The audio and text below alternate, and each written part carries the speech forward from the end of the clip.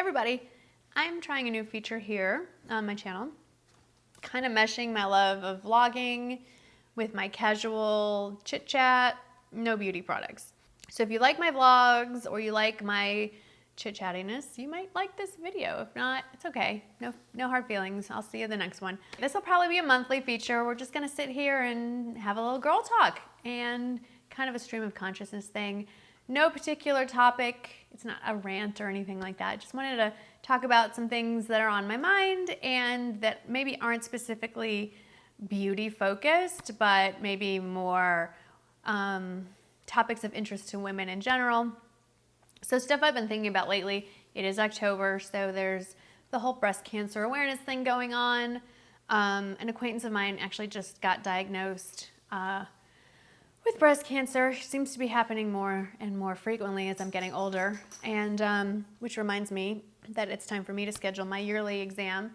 I've been getting yearly mammograms, since I turned 40. I had my first one, I think when I was 35, and then 40, 41, 42. It's not, for me, a terribly unpleasant experience. I've heard horror stories that it can be painful.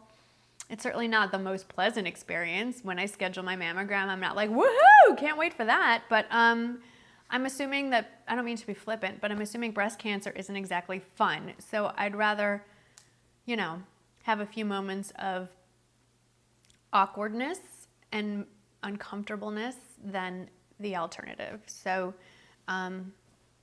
those of you that are, you know, in the age range where you should be getting your yearly mammograms, do that. Also, reminds me I can't get my mammogram till I go see my OB/GYN and get my annual checkup so that she can go get me the forms to go get the mammogram. That's how it works, at least with my insurance company. That's always a fun topic. It's time to start researching health insurance again come November and open enrollment. I don't know why I call my OB/GYN an OB/GYN, because the OB part, obstetrics, that's done. That ship has sailed. Barn door is closed, so to speak. But I guess it's force of habit. So this is a question I want to ask. Since I have so many of you watching, a captive audience, if you will, over the age of 40 here, people, what kind of birth control do you use? I don't mean to be invasive. It's really not exactly any of my business.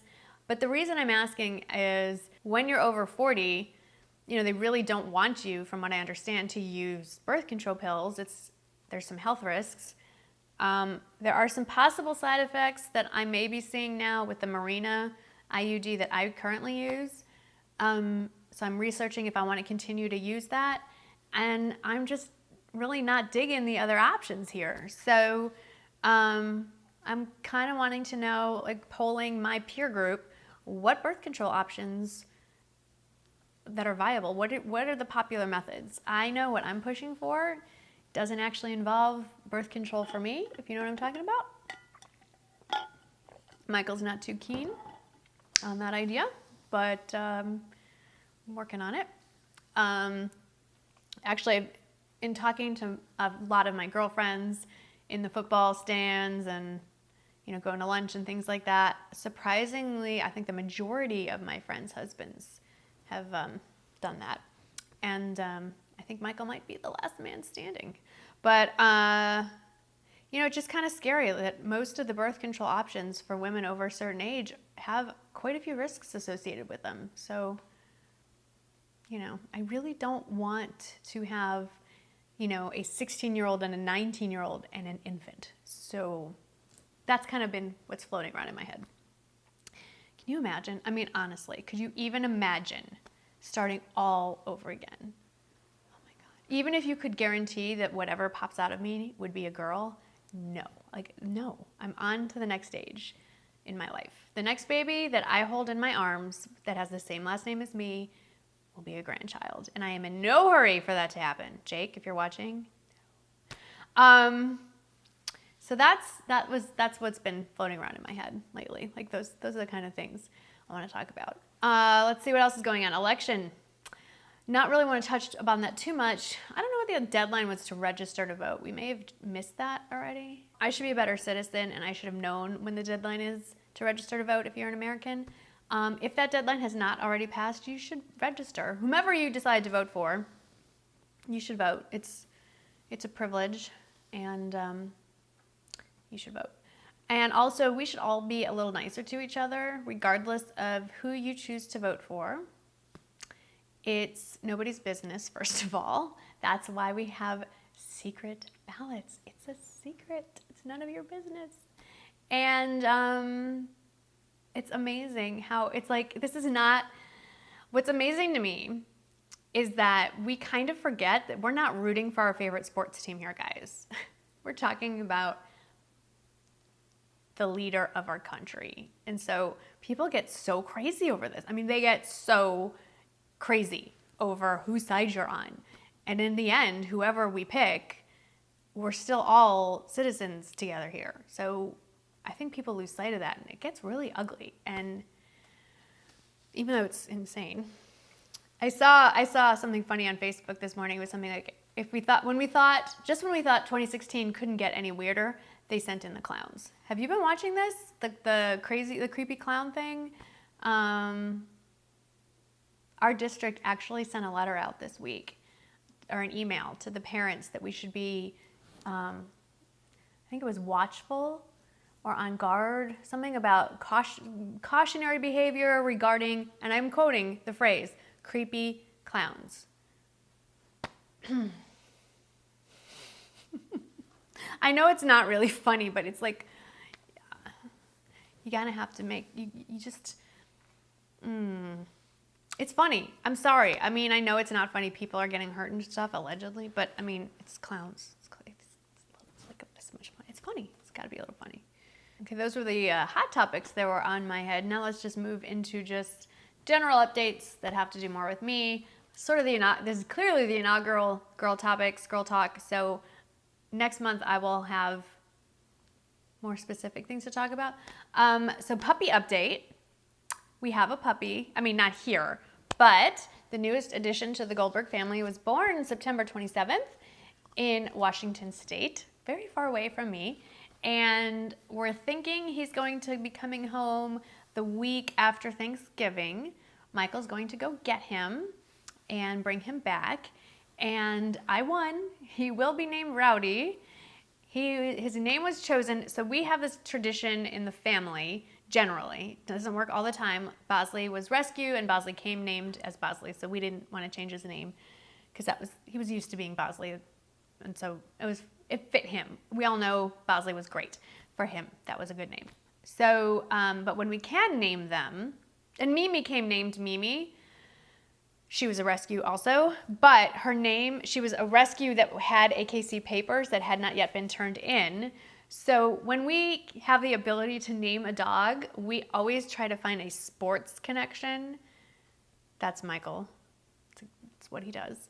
So when we had our first Westie, his official full AKC name was, what was his name? Major League Rookie of the Year.